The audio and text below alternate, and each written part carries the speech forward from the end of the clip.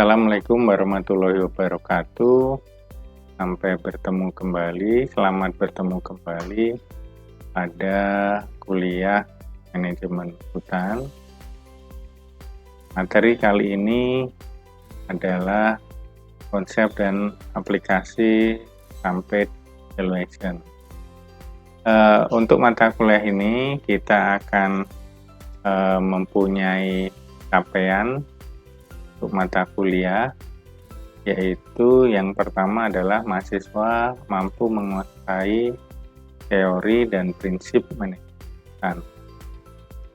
Kemudian yang kedua adalah mahasiswa mampu memahami konsep-konsep campaign value. Kita tahu bahwa hutan saat ini mempunyai hasil yang dari dulu hingga sekarang itu masih jadi pokok dari hasil yang dari hasil hutan ya, yaitu berupa hasil kayu ya, atau timber.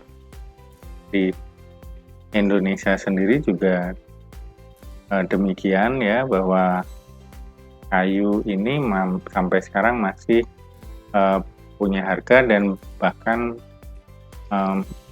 makin mahal ya, karena makin jarang, terutama untuk jenis-jenis tertentu ya, seperti misalnya kayu merbau. Kalau di Lampung kayu merbau ini sangat mahal ya, karena mempunyai ketahanan yang tinggi ya, dan juga punya daya tahan yang lama, betul, awet ya, dan juga bagus untuk seratnya ya. Dan sampai sekarang untuk rumah-rumah tradisional Lampung itu yang kayu merbau itu mulai jarang ya. Kalau yang rumah tradisional lama itu sudah itu masih banyak yang berupa kayu, dan ini masih awet hingga sekarang ya. Nah, karena kayu ini menjadi hasil hutan yang utama ya, maka sampai sekarang kayu ini ya menjadi pokok untuk kehutanan. Di Amerika sendiri hutan atau tegakan ini merupakan atau hakikatnya adalah kayu atau timber ya, dimana merupakan kumpulan pohon-pohon yang masih hidup ya, ataupun sudah mati. Ini maksudnya pohon jati yang sudah siap ditebang ya. Jadi terlebih dahulu itu biasanya kalau di kawasan hutan dilakukan peneresan, yaitu dengan membuat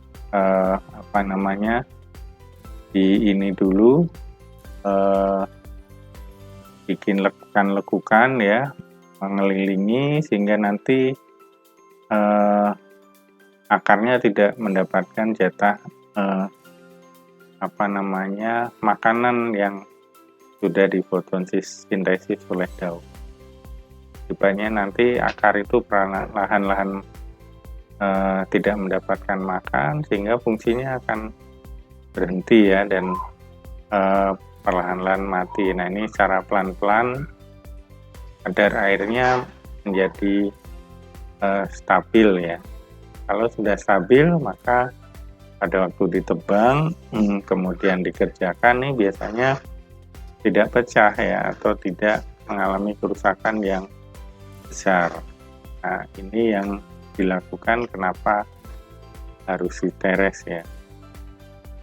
Nah, untuk tegakan juga ini termasuk ada pohon tumbang, baik karena alam ataupun karena ditebang ya, tetapi belum dijadikan pembagian batang, belum dilakukan pembagian batang yang bisa dijadikan sortimen kayu bulat ya, atau batang-batang dengan panjang tertentu, tentu saja sesuai dengan pasar ya, misalnya 3 meteran atau 4 meteran begitu ya. Nah ini batang itu dibagi-bagi nanti ya, dan itu harus disesuaikan dengan pasar mana yang mempunyai harga yang paling tinggi ya. Nah tentu saja ada bagian-bagian tertentu yang bisa diperhitungkan punya nilai tinggi dan ada yang tidak ya. Oleh sebab itu melakukan pembagian batang ini juga menjadi penting ya, ada keahlian tersendiri di situ ya, sehingga nanti batang pohon yang sudah dipanen itu bisa dijual secara optimal begitu. Nah, tegakan ini juga termasuk kalau di Amerika itu pohon atau kayu yang siap jual atau pohon masa tebang, kalau di Indonesia juga sama ya. Kemudian kalau di Eropa, kampet adalah kumpulan kayu bulat. Jadi di sini yang sudah berada di tempat pengiriman atau tempat penjualan ya, juga TPK, ada lock point, ada loading point. Nah, di sini biaya ke tempat penampungan juga perlu ditambahkan untuk nilai tegakan ini. Nah, ini pengertian tegakan di Eropa. Nah, metode penilaian tegakan sendiri ada beberapa ya. Yang pertama ada metode harga pasar, di mana di dalam metode harga pasar itu ada metode pendugaan harga pasar dengan ekonometrik ya. Kemudian ada juga metode menggunakan tabel tegakan. Kemudian ada juga metode nilai dalam produksi atau nilai sisa turunan ya. Nah, kemudian juga ada metode atas dasar biaya atau metode historis.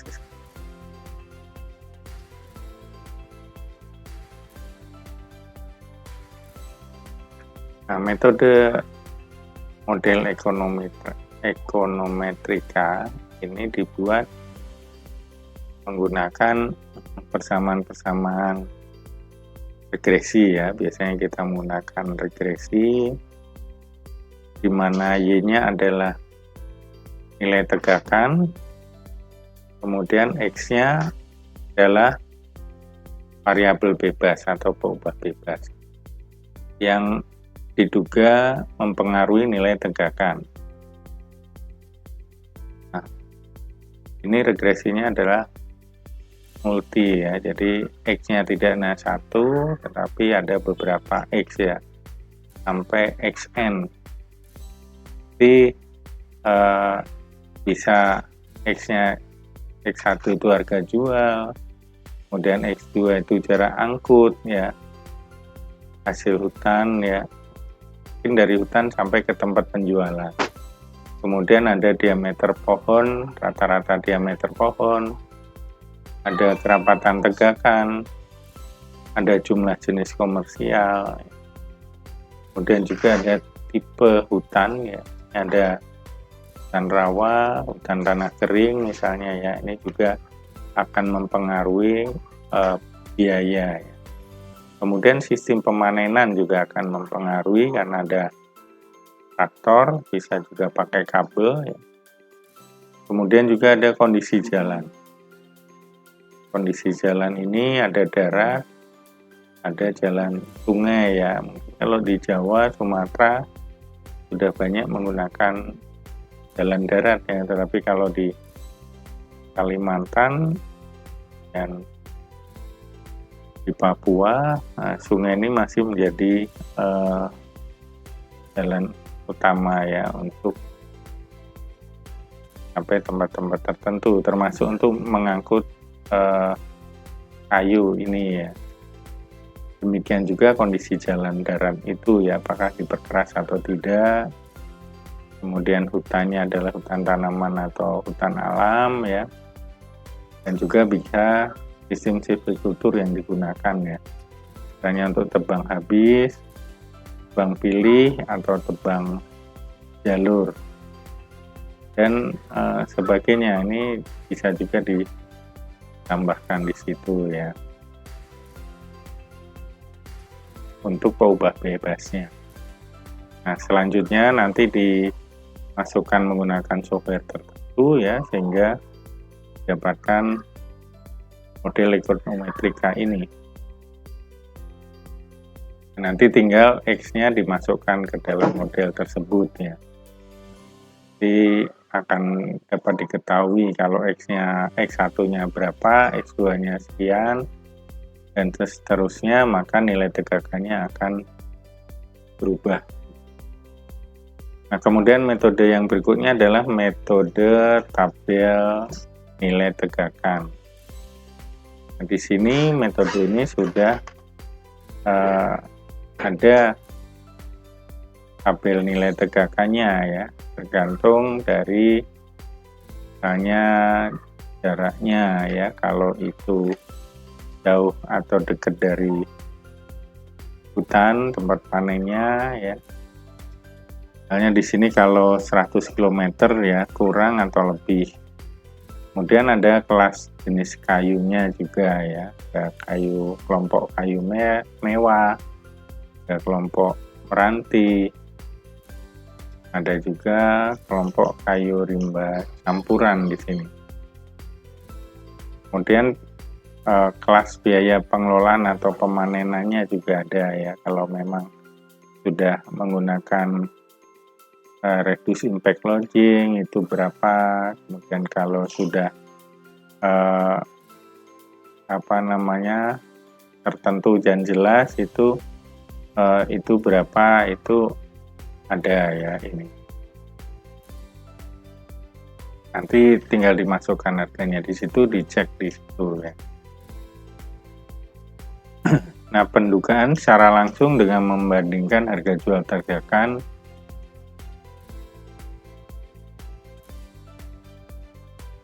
kayu melalui tabel nilai tegakan regional ya. Di situ ada regional Jawa, regional Sumatera, kemudian ada Kalimantan ya, dan seterusnya sampai ke Iriana. Mungkin ini pulau per pulau ya untuk tabel nilai tegakannya. Nah, nanti tabel nilai tegakan ini juga tergantung dari biaya penanaman, juga jarak, diameter, dan juga jenis komersial. Kemudian juga setiap peubah dibuat klasifikasinya. Di biaya penanamannya mungkin yang murah, sedang, dan mahal. Kemudian jaraknya juga, diameternya juga, serta jenis komersialnya, jenis-jenis komoditasnya begitu ya. Ini klasifikasikan seperti tabel tadi. Ada kelemahan dari metode ini, yaitu perlu perbaikan secara teratur ya, karena biasanya ada perubahan-perubahan di situ, sehingga updating perlu ya, bisa menjadi lebih murah, atau trennya biasanya menjadi lebih mahal ya, makin lama makin turun jumlahnya. Kemudian juga pendugaan sifatnya rata-rata, dan ini merupakan penyederhanaan dari keragaman yang ada di banyak tempat di satu pulau misalnya. Kalau pulaunya kecil mungkin tidak terlalu besar bedanya. Jadi kalau misalnya Sumatera seperti antara Aceh dengan Lampung ya, antara Riau, nah itu udah terlalu jauh jaraknya, dan kemungkinannya besar perbedaan-perbedaan itu, sehingga kalau disederhanakan dibuat sama. Untuk region Sumatera ini agak kurang pas ya. Demikian juga dengan Kalimantan, Sulawesi ya. Nah, kalau Bali, NTB, NTT, Maluku masih oke lah mungkin ini ya. Tapi kalau Sumatera, Kalimantan, Sulawesi, Irian, nah ini ya perlu dibagi-bagi lagi regionnya. Demikian juga Jawa ya, mungkin juga sudah relatif berbeda. Tapi mungkin karena Jawa ini relatif sama kondisinya antara timur dan barat, sehingga mungkin tidak terlalu banyak perbedaannya juga. Kemudian yang berikutnya adalah nilai sisa turunan atau derived residual value ya. Nah, di dalam metode ini ada beberapa perhitungan yang harus dimasukkan ya, di mana nanti nilai tegakan atau stamped value itu tergantung dari harga jual kayu olahannya ya. Jadi kalau sudah diolah itu berapa, kemudian ada biaya total pemanenan rata-rata ya. Rata-rata pemanenan ada biaya total rata-rata pengolahan kayu ya. Di panennya itu rata-ratanya berapa, nanti biaya totalnya dihitung ya, kemudian juga pengolahan kayunya itu dihitung totalnya ya, rata-ratanya berapa. Kemudian juga ditetapkan juga margin keuntungan yang diinginkan. Nah, di sini diperlukan berapa margin yang diinginkan ya. Nah, kemudian juga metode ini bisa diterapkan pada hutan tanaman ya, di mana pada hutan tanaman ini memperhitungkan lamanya waktu dari tanam sampai masa tebang ya.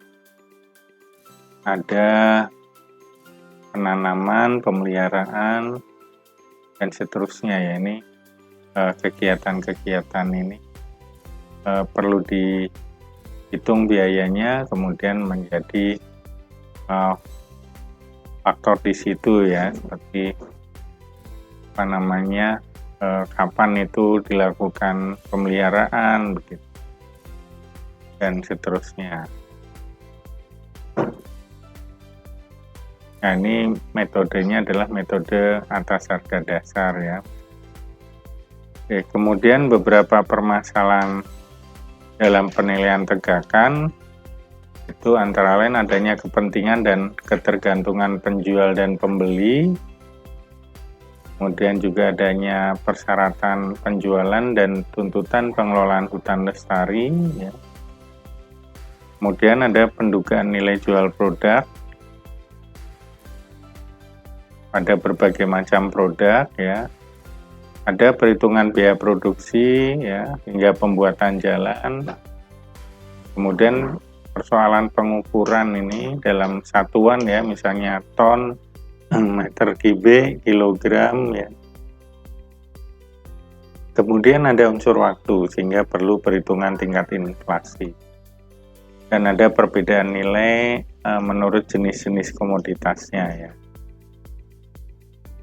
Nah, demikian pertemuan hari ini. Jika ada pertanyaan, dipersilahkan. Nah, kita akan ketemu lagi